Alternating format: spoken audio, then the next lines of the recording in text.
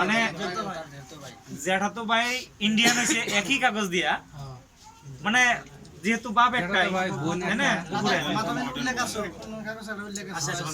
দাদা দাদা যেহেতু সেম সেম কাগজে বাইরে গেছে, কিন্তু আরেকজন মানুষ সেম কাগজ থাকার পরেও এটা সরাসরি অ্যাকচুয়ালি মানে সরকারি যন্ত্রের একটা খামখেয়ালি।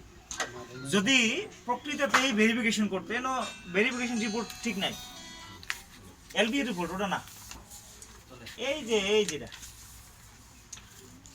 রিপোর্টের মধ্যে পুরা কলম খালি আছে, এনো আছে কিছু লেখছে, দুইটাই লেখছে, এর মধ্যে কিচ্ছু লেখে নাই, কিছুই লেখে নাই।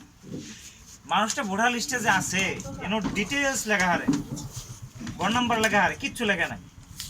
তার মানে কি লোকাল পুলিশে কোনো ধরনের গুরুত্ব দেয় নাই, এই যে ইন্দে লেখে নাই, বর্ডার পুলিশ একদম খামখেয়ালি করছে।